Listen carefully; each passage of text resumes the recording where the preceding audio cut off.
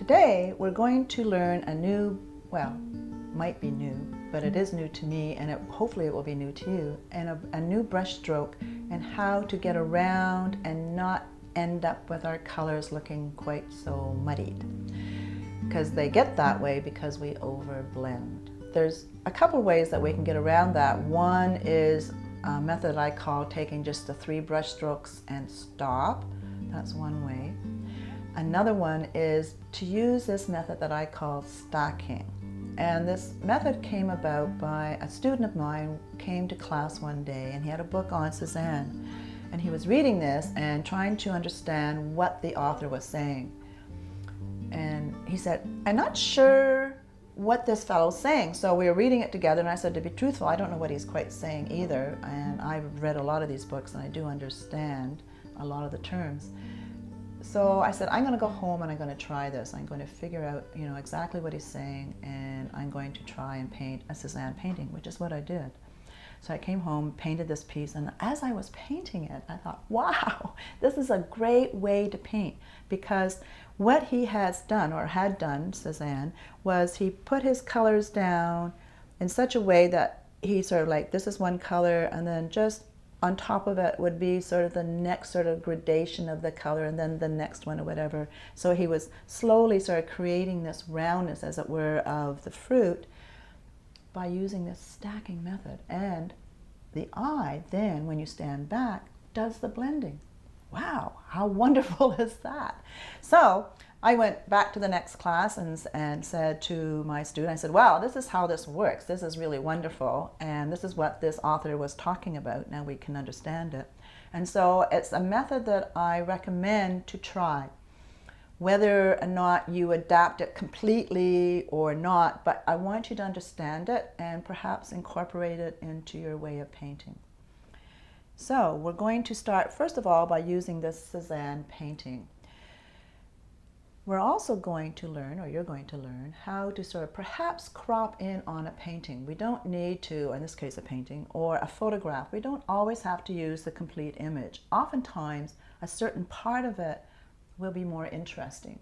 So this is what we're going to do with this Cezanne. We're going to crop it in a bit. So I have some pieces of paper here. So you can see I'm going to sort of put this, because we're going to draw or paint just in this area here. So I'm going to put a piece of paper there, and this is going to help me focus, okay? Oftentimes, too, when people are working on pieces, whatever they happen to be, they will say, I'm just too confused. I don't know where I'm looking to or whatever. And I'm saying, well, if you come in and put in sort of these pieces of paper around it, or you can create sort of a little window in a piece of paper that you will be able to block off. See how that nicely blocks off all of that? And we can now just keep our focus in this area completely. I probably will eliminate that little orange out of there too, because I don't really want him in there, I don't think. So we've got sort of a nice image, and I think that's what we'll use. So I'm going to take my chalk. I have my canvas already prepped with cadmium orange on top of it. So now I'm going to take my trusty chalk, and I'm going to sort of quickly sort of map out where I want, first of all, the bowl, a little bit of the folds of the cloth here a bit. But it's the bowl, if I get it in, I can then figure out where I'm going to put the fruit. And a little bit of that vase at the back there. Make sure this comes over here a little bit further. And now I can put the fruit in.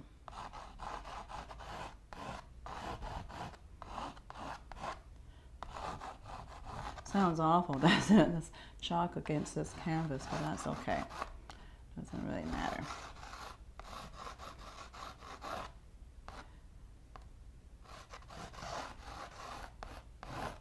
I think this has to come out here a little bit further. Okay, so I've got enough information down here that I can sort of proceed in what I'm going to be drawing. And the next thing I'm going to do is we're going to actually do an underpainting for this piece. So in doing an underpainting, we also start to establish for sure where our objects are. So now we're going to put out some paint on our palette. First thing that we're going to start with is some white. So I'm going to put a big glob of it out. Now we're going to do this underpainting, and as we learned from our previous lessons, in doing an underpainting, we need to do sort of the opposite or complementary colors to what we're seeing. So in this case, because we have all this orange in here, we're going to do, that's it, blue. We're going to do blue for these. The two lemons, we're going to do purple. You got it.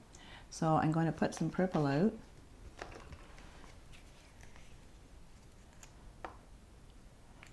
And then I'm going to put some blue out. I'm going to use some ultramarine blue just because it's sort of a nice standard sort of color blue to use. And you can see that I'm putting my colors way off to the edges of my palette. This way I can have all this inside area of my palette to use, which is what I want. Okay, pick up my trusty brush, put it in the water first, push off some of the water, and whoops, next little mist of my paints. And we're going to start. Now, in this underpainting, again, it's a good thing to do because we can start to establish what our painting is going to look like. We can also start to sort of build up sort of our tonal values as we sort of see them. So I'm going to start with blue. I'm going to start with the oranges first, so I'm going to do some blue. I'm not going to be too concerned right at this point in time with this stacking method. I'll probably use some of it only because that's how I'm starting to paint more these days anyway. But I really just want to get some of this paint down and start to see sort of the shape of things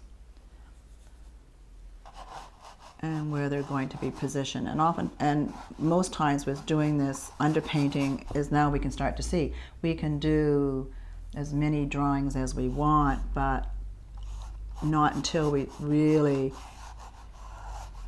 get some paint down here can we actually start to see exactly what's, you know, what we really are, what our picture to look like. So and at the same time I'm going by my chalk marks, but I'm also probably going to do a little bit of corrections too as I'm moving on, which is what I want to do as well.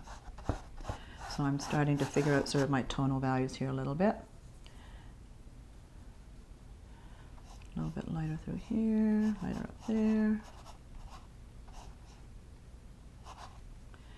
Now, in doing this sort of reversal of color, or you know, of what we see, we could take it to the nth degree. So where we see red, we could do green. Where we see yellow, we could do purple, all within these oranges. But I'm just going to keep it fairly simple, and basically oranges are orange, so I'm just going to use blue.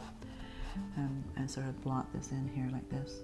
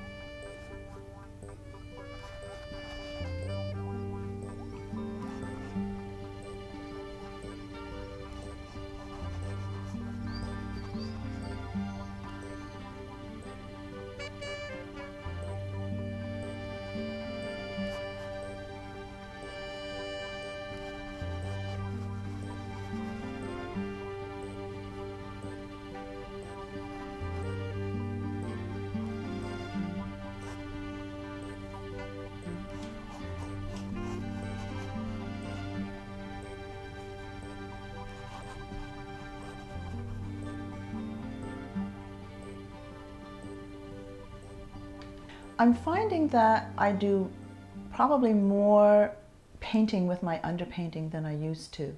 I used to do it very quickly and not, worry about it too much. I probably do a lot more than what's even showing here, but I wanted you to see it more in real time about what we're doing. There is a book out there that someone gave me that it says, how to paint in 60 minutes. And I read through this and I'm thinking, wow, 60 minutes. You can create this amazing painting. But I'm looking at it thinking, I don't think I can paint that picture in 60 minutes. How is this guy doing it? And then, someone like, yourselves are going to buy this book and you're going to be thinking, oh, I can paint a picture in 60 minutes. Well, I don't think you can paint a picture in 60 minutes, and nor should you be thinking that you have to. What it does do is, though, it starts you thinking about maybe speeding up a little bit, sort of thinking outside the box, pushing those barriers a little bit more. And I think that's a good thing, but not to the point that it's a race or you think this is a contest of how fast you can do this. I don't think that's sort of the importance of art. You want to be able to create it in your own time. So now we've got our underpainting done. We're going to put out some more paints and we're going to start this stacking method of how we're going to paint in this session. So here I'm going to go. I'm going to start putting out some colors, and you're going to see that I'm going to put, as usual, my colors off to the edge. I'm going to start with my yellows up on this side over here because, as I say, it's where yellows go. So I've got a yellow ochre, cadmium yellow medium, cad yellow deep. I'm going to put some orange out next, cad orange, right next. Then I'll put out some reds. So I got cad red light, cad middle. Whoops, look at that. Haven't even used it yet. It's a new tube.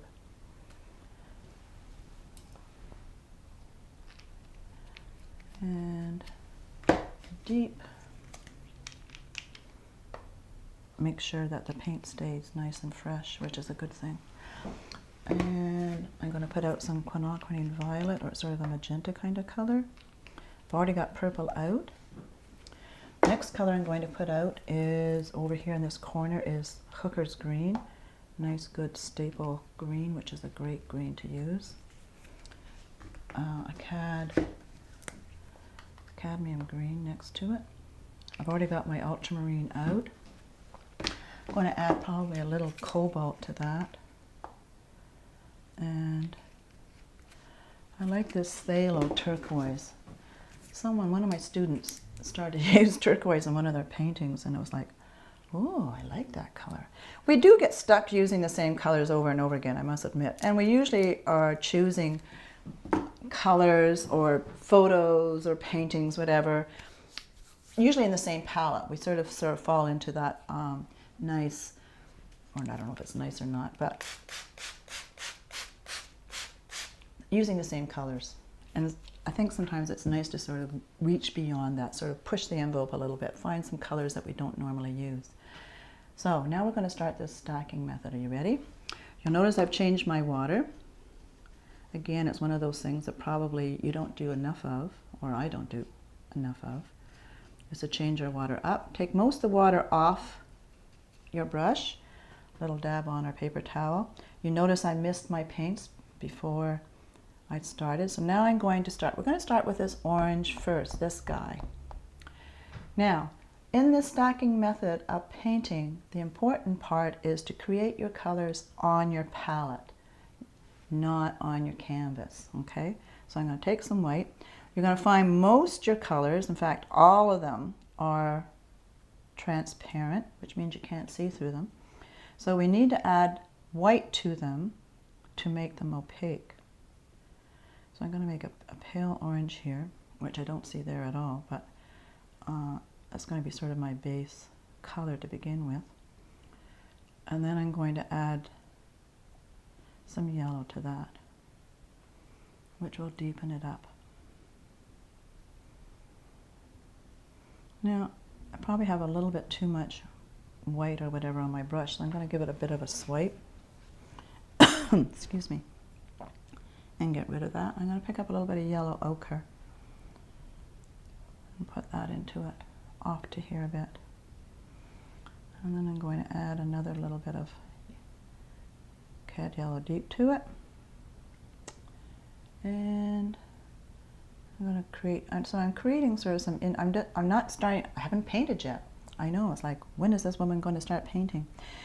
Well, I want to create little puddles of color, as I call them, little puddles of color,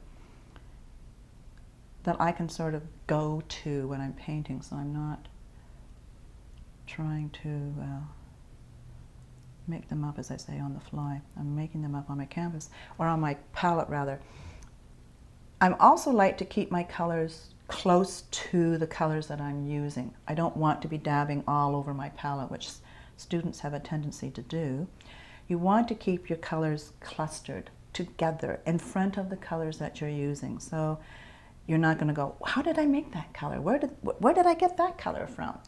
It's all there in front of you, and it's organized. So on this side we have all our warm colors, over here we have all our cool colors. And if you put your palette out the same way every time, you're going to be able to find the colors that you want. So I'm going to start up here. I'm going to put this color down here like this. And I'm going to think, oh, I like that color. The color next to it, so I have to do a bit of a swipe. I'm not going to use water. I'm just going to swipe it on a paper towel. And the next color that I see next to it is this color. A little bit more yellow ochre. A little bit more of a swipe. And in between them, I'm going to add a little bit of cad yellow middle to that. And sort of in between those two, I'm going to put that color a bit. Now I'm going to swing over here, and I'm going to add a little bit of this sort of lighter white to that, and now I'm going to stack that color in. And the color, and then I'm going to swipe my brush again. I go through a lot of paper towels. That's okay. I'm going to pick up actually some almost pure orange and put that across there. There are a couple of colors that are what I call our go-to colors for certain spots.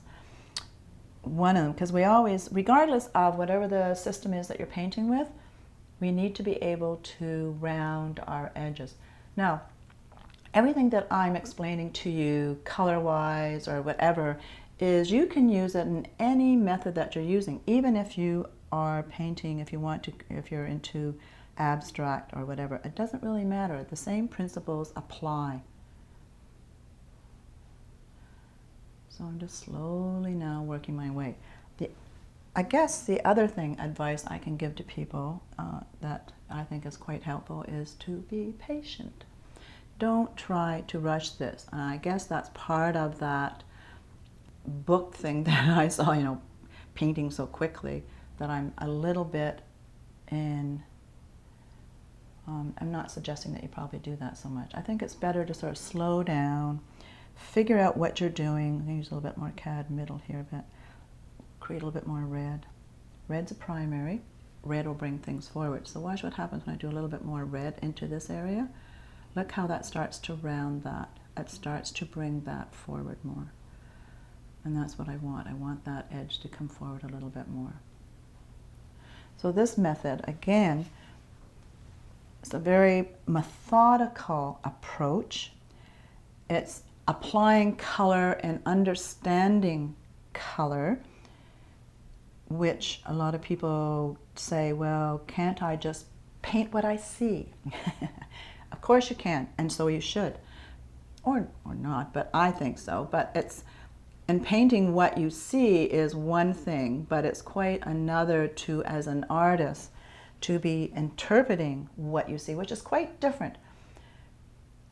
An artist sees things quite differently than just the average person, because you are, as an artist, are starting to see more color, and that's what you want to do. And you want to see how those colors interact with each other and how they enhance each other.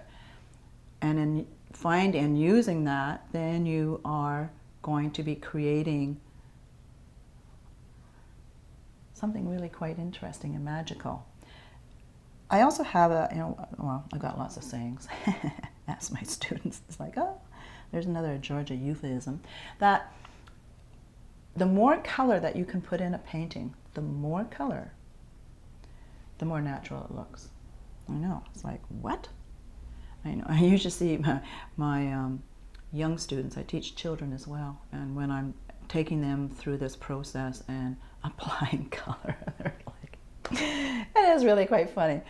What are you looking at? How do you see that? I don't see it. Well, even the adults probably say that as well, but it's like the kids are just hilarious. It's like, and it's those who really sort of, and with adults too, the more that you can see beyond exactly what you're looking at, again, I can't repeat this enough, the more natural it's going to look, and that's what we want. We want things to appear natural. And in this method, as you can see, I'm just slowly sort of building it up.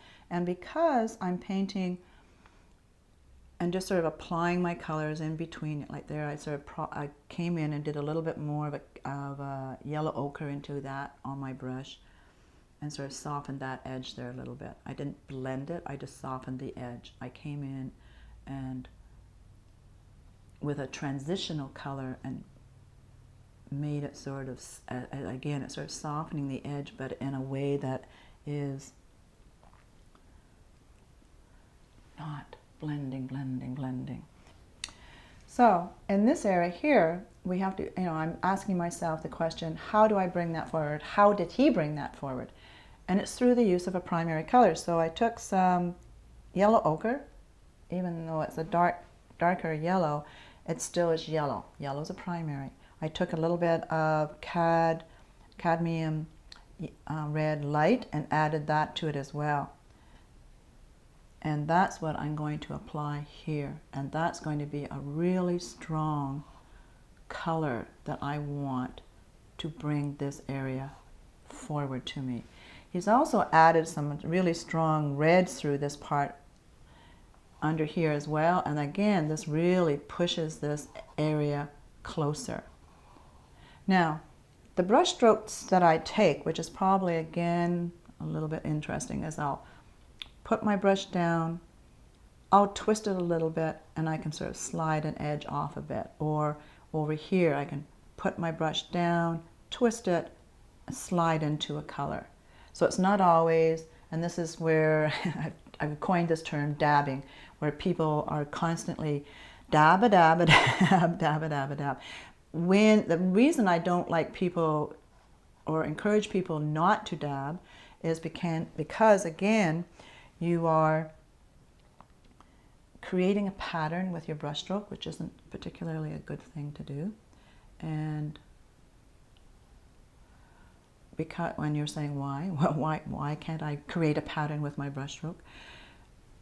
Mainly because patterns pull the eye forward, or not pull the eye forward, it pulls the eye to that area, and sometimes it's a good thing, but most times it is not.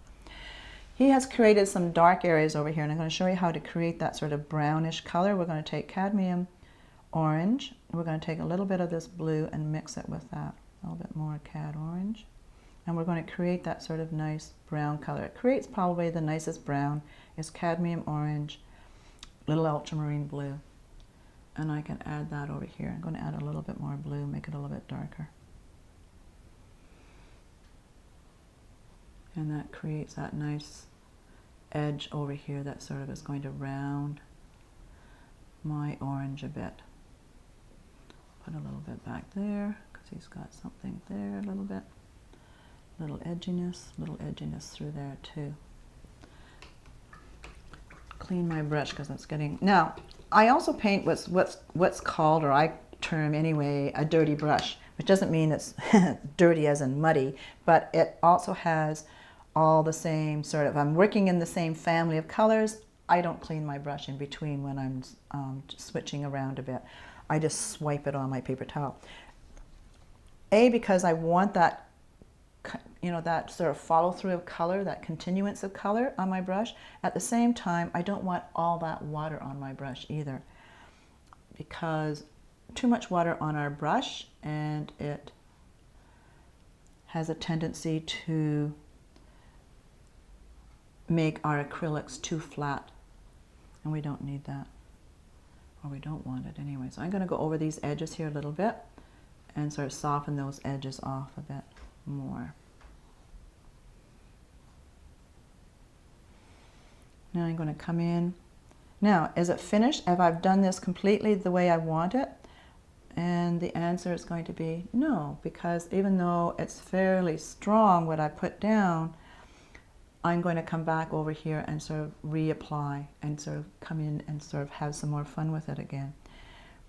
That as well is part of the exercise and realizing that when we're painting, the first, well, I would say sort of like the first blush or the first go around, do we create exactly what we want? No, we're aiming for that, but do we end up with it? No, not so much. We're going to come close because that's what we want. We want to come close to the color that we're painting. But are we successful? Not always. So a little bit of a lighter color there. Swipe my brush because I found that I got a little bit too much, and then I can just sort of I'm just going to take my brush and just sort of knock that edge off a bit and bring it forward. Bring this forward here a little bit.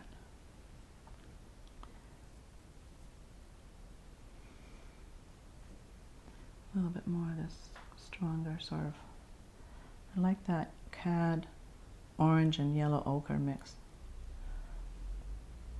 Put a little bit more in here.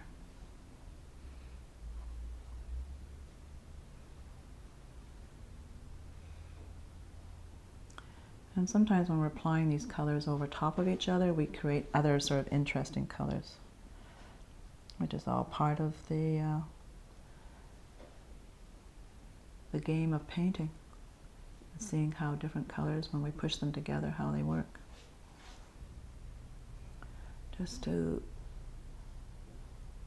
edges of things, especially on fruit, it's nice to have that lightness of edge kind of happening, which helps with the roundness, which is what we want.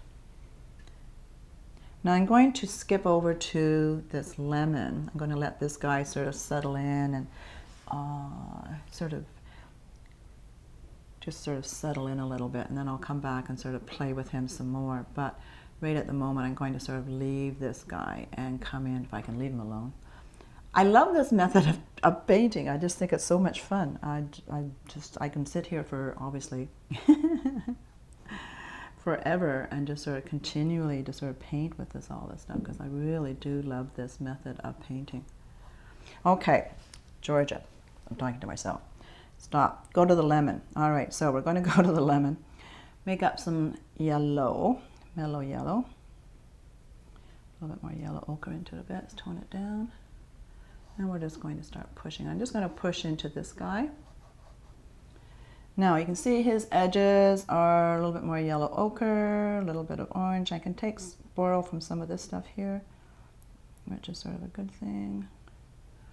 And I'll put that on the edge. A little bit more orange. Orange is, again, one of our go-to colors, which is really nice for turning edges.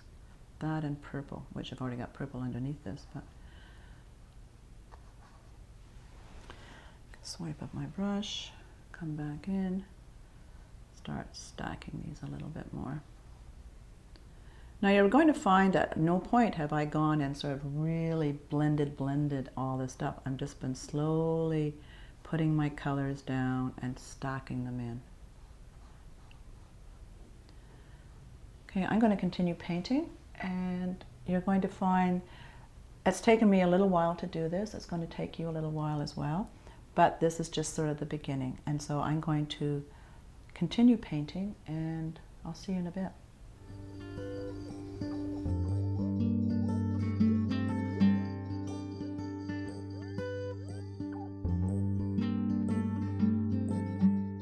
So as you can see, I've been working on this for a while, and I'm almost finished it.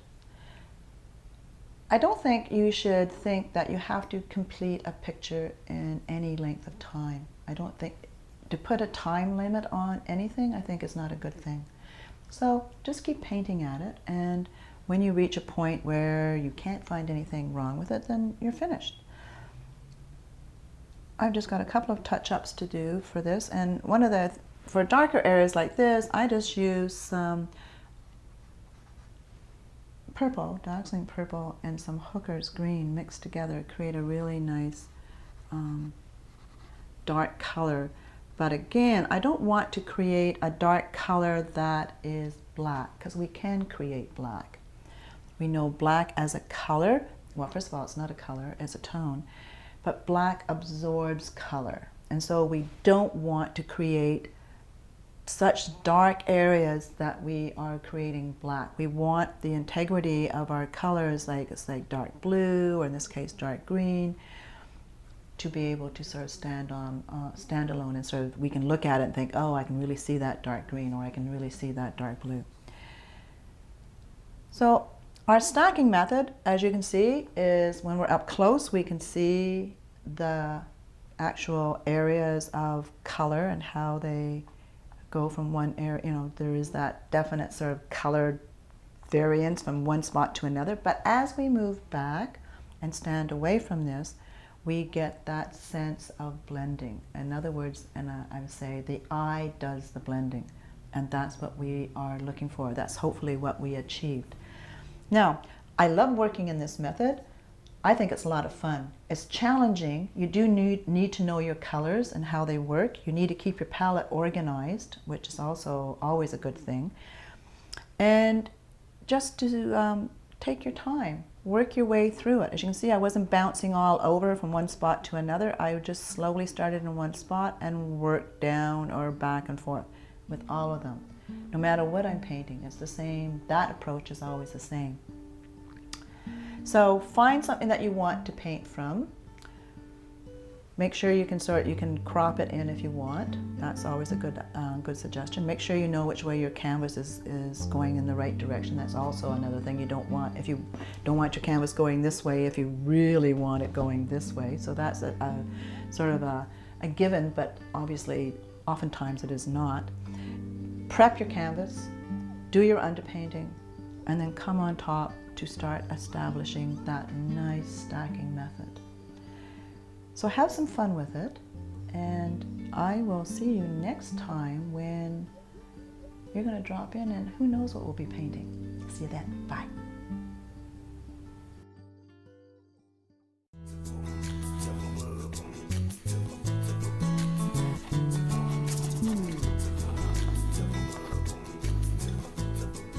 Hi, welcome to my studio. Today we're going to paint along with Vermeer. Well, it's going to be me, but we're going to pretend we're Vermeer, and we're going to paint the girl with the pearl earring.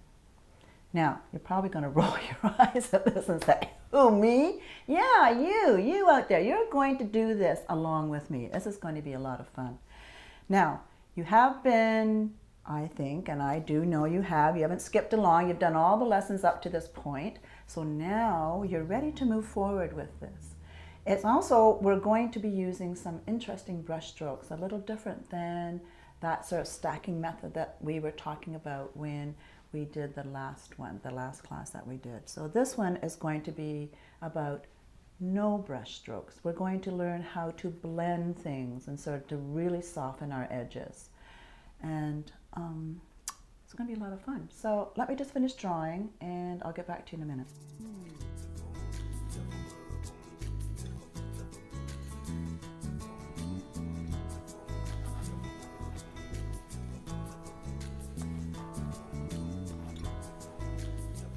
So I'm finished my drawing. Now, I just downloaded this image from Wikipedia or whatever it is. You just Google it. Google girl with a pearl earring and it will come up and you can download it. Now you can see I got two images. One that's sort of the actual sort of photo of the painting. One that's a little bit of a closer up of it. So I can see a little bit more detail. Closer upper up of it. I don't know if that's really great. It's not particularly great English. A close-up shot of it so we can see more detail of the face, which is what we want. I was also looking at the age of this fellow and worked it out that he was 37 when he painted this. Can you imagine? That's amazing. Anyway, you can download it. It's easy to do. You can trace it if you're not great at drawing. There's all sorts of ways to sort of put this face down. You don't want a very big canvas to do this on. This is, I think, 11 by 14. Sort of a nice size to work on. I've got my paints out already. I'm ready to go. I'm going to add a little bit of white to my pile of white. This is a palette that I've been using for a few other paintings, so it's sort of on the go. I'm going to do an underpainting. As you can see, I've prepped my canvas already with cadmium orange. I've now chalked on my image, and I'm going to do an underpainting, which we've been doing along the way when we've been doing some other projects. Oh, I think the brush is too big. I think I'll go back to this one. For her face, primarily I'm going to do a underpainting for her face. I'm going to do it in some soft blues and mauves. And the reason I chose those colors is because, you know, she has a fair bit of, you know, yellow and orange in her face. So I'm going to use these colors as an underpainting. The underpainting helps us establish our drawing as well, so we can really see if we are on the right track, which is what I want to make sure as well. I'm going to make this a lot lighter. Now our brush strokes are important, as we have been learning as we've been going along, that when things are curved, we want our brush strokes to be curved as well. And so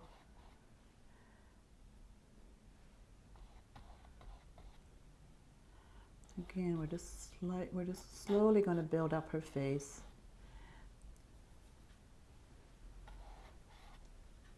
Looking at the tonal values that I see and trying to establish similar tonal values with the underpainting colors that I'm using.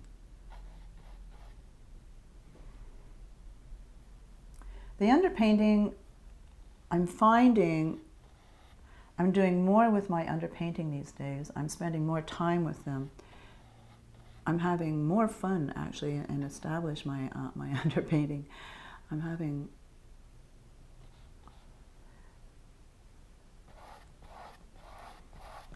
I say a lot more sort of fun, and I'm spending more time doing it. Now I'm at this stage I'm jumping around a little bit because I'm trying to see if I can get basically the balance and symmetry of her face. The girl with the pearl earring, oddly enough, is she's sort of, when you start to paint her and analyze her, you start to see how odd she really sort of looks. She's got sort of a very bulgy eyes and no eyebrows, and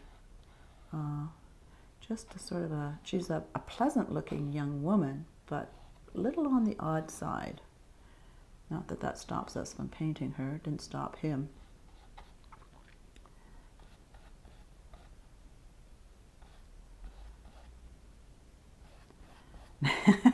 I have to laugh at myself because in this photo that I enlarged, I cropped off her chin, which was sort of too bad. So actually, in pencil, I drew in her chin so I could see where it was. Oh dear. But that's okay. It gives me enough of an idea of what I want to do, and I can see a lot from this one as well anyway.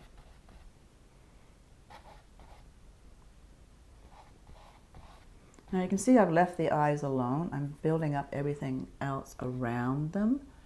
And it's interesting that the girl with the pearl earring itself it's very shiny actually. It almost looks like it's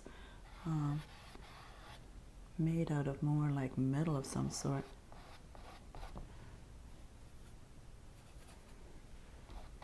So I'm going to continue doing this. You can watch, and then we'll come back and we'll start the actual colors, putting them on top.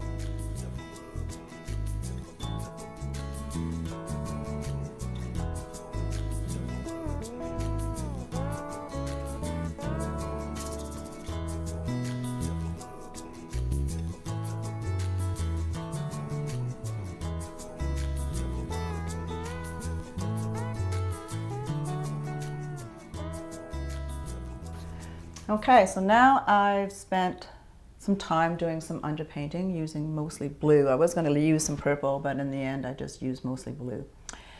I didn't need to do an underpainting underneath her turban part because the orange itself will act as a nice color for that blue, because they're buddy colors, right? Orange and blue. Those are the Halloween colors. And her turban, I guess I could have done, or this part of the turban, I could have done more, some purple up there or something, but the orange will be fine. So now we're going to start building up her face in the tones or the colors that we actually see. So I'm going to take my white, move it over here in front of some of my yellows and orange, and start building up a color scheme that I think might work. And it's going to be a little bit of yellow, a little bit of orange. And then I'll put it on, we'll see what happens. See, too much yellow. So I'm going to come back, probably add a little bit of maybe cad red light to that.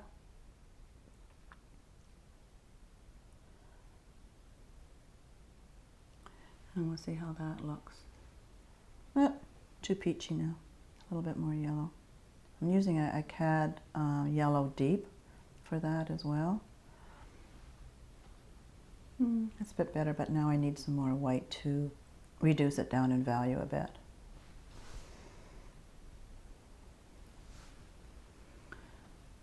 There we go. So you can see that when we're painting, we don't always get the exact color that we want. Well, what we think is going to work. But I don't continue painting with the color. I try it out, and if it's sort of the color that I want, then it's like, yoo-hoo, and off I go. But if it's not, after just one dab, I'm going to stop. I'm going to try and figure out how I can sort of change that. And as you can see with my palette, again, I keep all my warm colors on one side, my cooler colors, starting with the purple at the bottom, coming around on the other side with my greens and my blues. So my palette is always the same. And as I keep saying to all you guys, you need to keep your palette nicely organized. When it's nicely organized, I'm adding more white to this, by the way. When your palette is nicely organized, you can always find the colors that you want. And when you're painting, it's one of those things, it's your thought process, all your energy, your focus should be on finding the colors that you see from the picture that you're working from, not having to find them on your palette. That should be automatic. You shouldn't have to worry about that part of it, which is nice. So it's one of those little steps that is nice that we don't have to keep yourself organized. When your thoughts are organized, your thoughts will be on here, your thoughts will be organized up here. So now I'm going to go refer to the larger piece here a little bit, and I can see, I think the colors that I've got coming on here are going to be a little bit on the yellow side. So I'm going to swipe my brush, and I'm going to come in and introduce a little bit more, it's a bit too much, of some cad red light to that a little bit. And I can go right over top of this. And what I'm going to do, this is painting wet on wet. Mr. Vermeer, when he was painting this, he probably, and I know he would have, used lots of, because he's painting in oils, not acrylics, that he would be painting with lots of glazes using linseed oil, right? And developing up the face that way, using these glazes. And we're going to do exactly the same thing. Now you're going to find with acrylics that if you continue over top of one color over another, you keep applying a color over top of another color over top of another color, that it starts to lift off. And it will. So you have to reach a point where you stop, obviously, and blow dry it. And then you can come back on top of it again. But what happens is that people continue, they wonder why it's sort of lifting, and they continue to keep painting. They keep going, if I add more paint, it will stick. No, I'm sorry, but it won't. So you have to sort of come back and blow dry it again, as I'm saying, and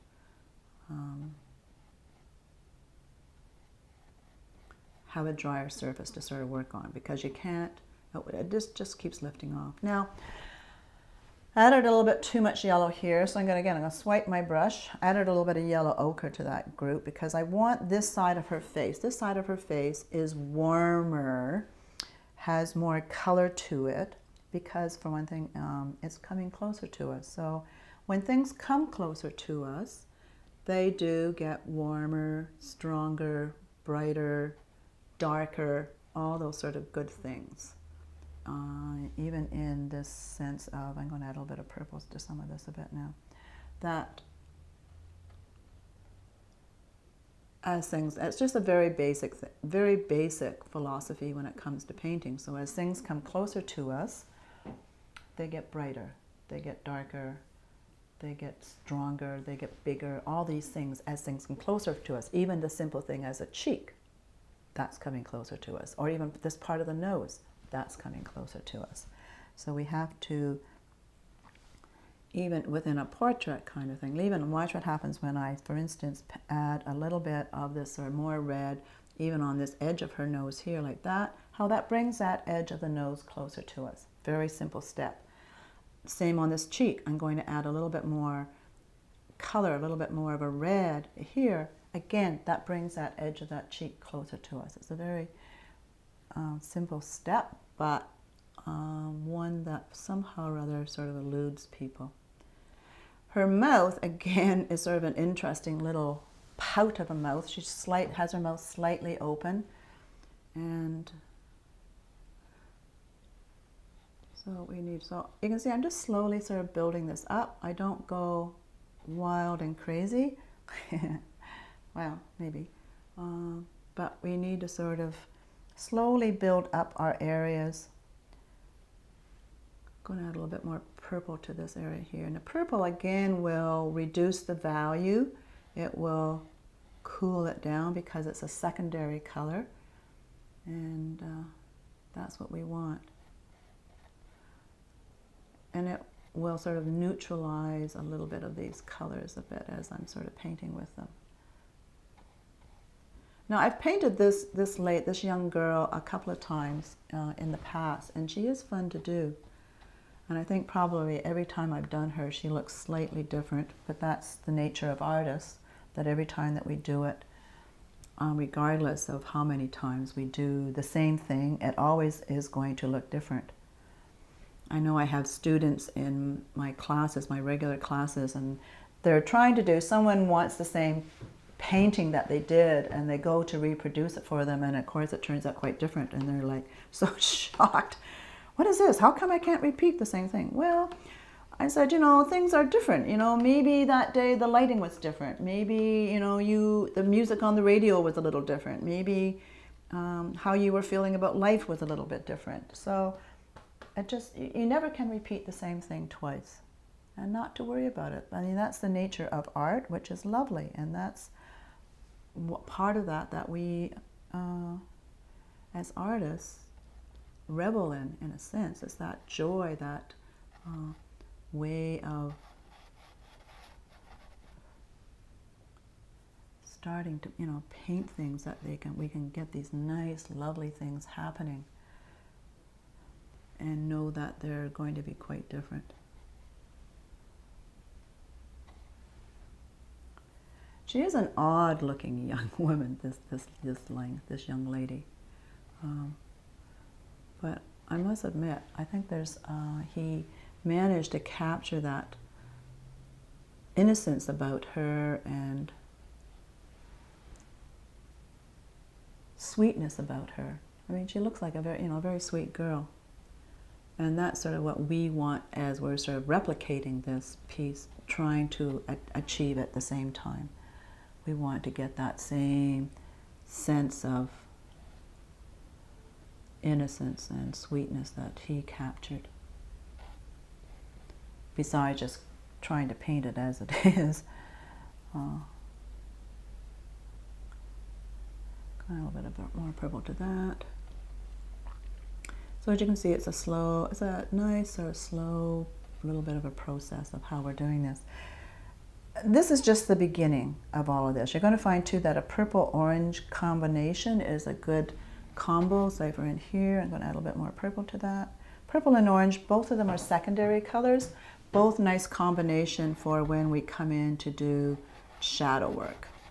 So I can just sort of smudge this right in here. Technical term.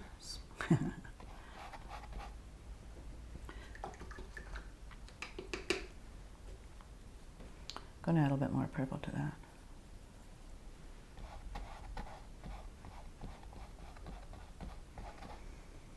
And again, I'm just slowly starting to build up her face. I think that's also a part of people when they're drawing or painting, is that you want that immediacy. You want that instant effect, that instant accomplishment. And I think what you're seeing through the series of these paintings that you're painting along with me, that doesn't happen. Painting is about a process. It's a journey when we need to sort of slowly take ourselves there, and not be in such a hurry. To me, I find that painting, in a sense, is very meditative. It really just takes you right out of yourself, which is the lovely part of art, I think. That takes us right out of ourselves.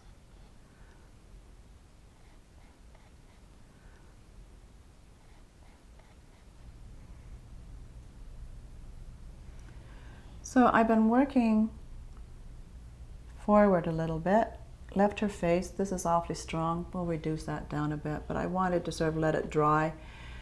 I can either blow dry it or move on into another section, which is often what I do. I will just sort of leave an area and think, okay, I've had enough of that, and now I'm going to move on into another section, which is what I'm going to be doing here. I'm going to move off into her turban area a bit and get this.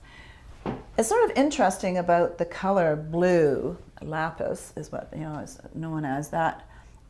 It's very expensive, or was really expensive way back when he was painting in the 1630s, 1650s. And when an artist used blue in a painting, in one of their paintings, it was generally a sign that they were fairly affluent artists, because they could afford that lapis, which is really interesting in itself. A little bit of sidebar of information. I'm sure you're just, taking notes.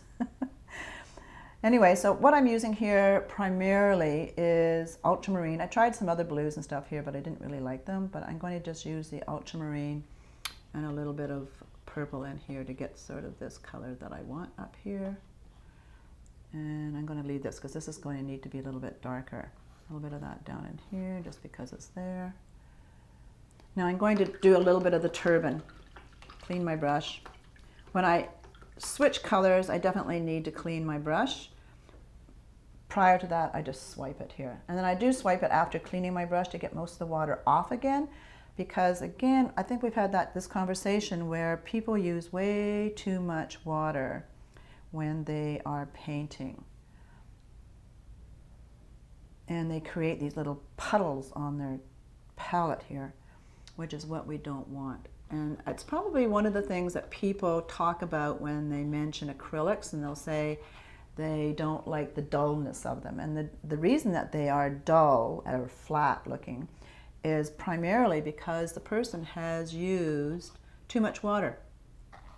So you don't need to use that much water. The techniques that I'm teaching you, we don't need any mediums per se or anything else. All we need is to use less water. Pretty simple, huh? And you're going to get that nice sort of shine because we're using just pure paint, which is nice. The other thing you have to realize that when you clean your brush, even though you take the water off of it, the water that's still on the handle part of it is still there. And when you tip your brush down, it's going to continue to run down. Like people say, well, I took all the water off my brush, you know, and I'm saying, well, you still got all that stuff running down from your handle. And that's what's sort of causing some of the problem. That's where that stuff is coming from. So we're just, again, I just do sort of some basic, basic shapes, some basic information of color, just so I can get an idea where I'm going to go. Then I sort of have a cup of tea or have a cup of coffee or something and sort of look at it and think, is this exactly what I want? Does it need to be a little darker, a little lighter, a little bigger, a little smaller, whatever. Now, I'm darkening my yellow with its complementary color purple, which is what we should be doing.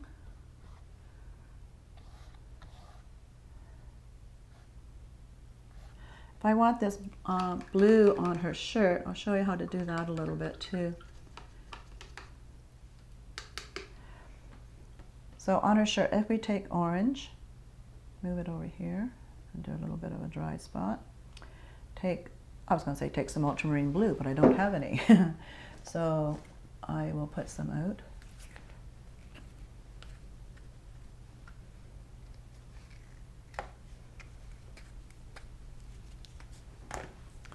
And so we're going to take some of this ultramarine blue and add it to this orange.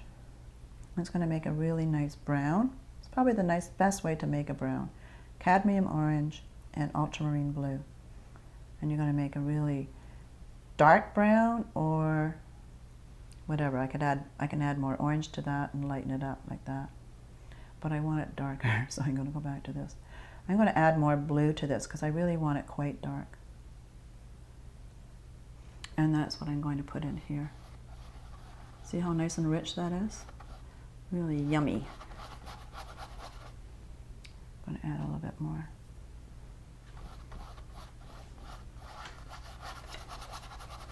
Come down a little bit on the front, the collar. Okay, so we're getting there, slow but sure. I'm going to come back now into her face a little bit again and start with it. Now I'm going to give my paint a little bit of a mist, getting a little bit dry. As I'm filming this video, there's quite a few lights in here for this video, and I find it really does dry up my paints probably faster than normal, so I have to be a little bit more cautious about that. Now I'm going to now start to paint over top of this again.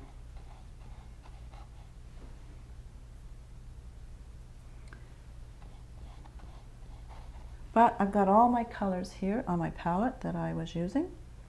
They're still there, they haven't gone anywhere. I'm just going to lighten them up or add a little bit more to them. And I can do and what I'm doing is this sort of wash or glaze now over top of these things and sort of softening my edges a little bit. Take a little bit more of this, not that. A little bit more of this sort of purple orange thing. I really like that sort of orange purple combo, as I call it, because it really creates a really nice shadow.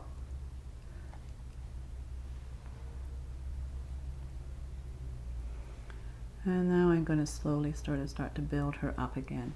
Now what I'll show you, so on an edge, so I'm going to put a little bit more orange into this part here. This part through here, I'm going to come in and sort of soften that edge with a little bit more orange. I see that, and I do know, and you can see it too, this color that I slathered in here is a bit too dark. So I'm just going to start to slowly reduce that down a bit, so it's not quite so dark.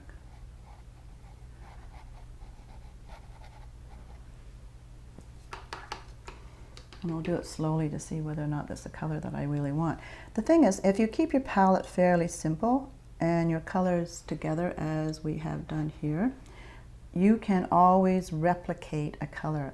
I know that's why students generally want to sort of, they get a color and they sort of are dabbing their color all over. They're dabbing their color all over because they're afraid that they'll never be able to find that color again or to change, to make it again. So I'm always saying, keep your palette simple and you will have no problems whatsoever in making your colors.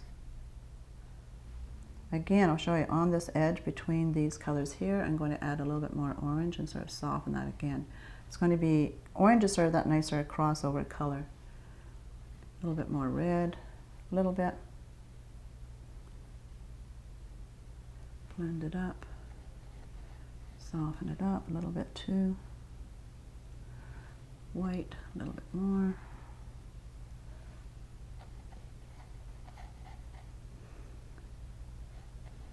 Now I use my brush a fair bit to blend if it's a problem with you, because you'll see what I do is that I'll show you again, is I'll put, this is my color on the flat of my brush like this. I'm going to take that, I'm going to put that, say, through here like this. I'm going to turn my brush on its side, and so I have less of it there, and I can use that edge now to feather those colors in, or to soften those edges. So I'll use the side of my brush to do that, whereas I'm using the flat part of my brush, the broad part of my brush, to put the color down.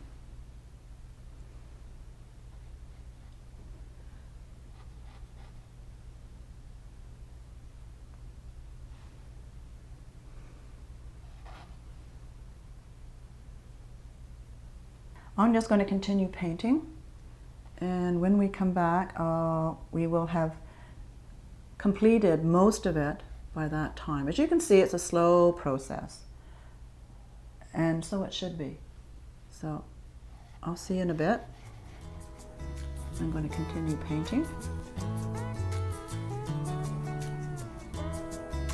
So now we've been working on I've been working on the girl with the pearl earring, and here she is finally in all her glory. Obviously, I've been spending a lot of time with her, and it does take a while. As you can see, it does take quite a while, but it's sort of nice that we're making up our colors. Now I'll tell you a quick story. What happened was how I got used, thinking about the girl with the pearl earring, which I never really thought about painting before, was in one of my classes, a student came to me and who had started with me, and then we're talking about, she was saying she had taken classes before, and I said, oh, really, this is good. Bring in what you had done before, and we'll sort of take it from there. Anyway, she brought in a picture. She said, well, the first thing the instructor had them do was paint the girl with the pearl earring. And I was like, what? Jeez, Murphy. Okay, well, let's see what that looks like. And, to be truthful, and she knows this story, if she happens to be watching this, it was awful. I mean, it really was. It was this great big huge canvas, and they had used, you can buy this pink color, I think it's called portrait pink or something, or whatever, flesh color, I think. And it's this horrible pink color, and I'm saying that's a lovely pink color, but it's only great for pink roses. We don't have pink flesh, anyway, she had painted this huge thing of the girl with the pearl earring, and oh God, it was really awful. So I thought, well, this is like, I gotta go home and paint this girl. I gotta go and find out if I can paint this, and anyway, so this is how I ended up painting the girl with the pearl earring and getting involved with her, and I'm studying her and seeing all the colors that Vermeer used, which they weren't using in this other class, obviously. Anyway, so you can see for my palette, I do make my own colors, which is the way that we should be doing. Same with our browns. We do need to make our browns from the colors that we have, not browns out of a tube. And you're going to say the background here looks very black, but it's not. We know we never use black because it is a non-color and it absorbs color. This color at the back here, which looks probably on camera very, very dark, which it should, is going to be probably purple. Well, I do know, not probably, it is. It's purple, dioxazine purple, and hooker's green, and maybe a little bit of ultramarine in there too. So it looks very, very dark, but it's really made, it's very rich, and it's adding a lot of sort of depth to her. The add-on of things here, I think the color that I've got on here is a little bit too yellow, so I'm going to sort of reduce that down a little bit with some very pale ultramarine blue over top of that. It's a little bit too yellowy for my taste, which is a little nice, sort of brightens that up a little bit. And the pearl earring itself, we need to sort of emphasize. It's very hard to see in this picture, and I have another one that I use as well to sort of see more of that earring. Also, there's some lightness at the back of her turban here, that it's not all black, that we do have a turning of edges, because our art is all about turning edges as well. We really need to figure out how we're going to turn edges. A lot more purple in here again, secondary color, going to push that back, more up here. A little bit that softer edge going off edge, so it's not that cookie cutter, you know, stamped out look. A little bit of that soft orange across on the edge of her face over here. Again, softening that edge, turning it, which is what we want. Again, a little bit off edge in a number of areas, especially in portraiture, this painting off edge. So it's just taking your brush, and I'll show you. You're just going to take your brush, I don't want to do too much here. Take a little bit of this orange,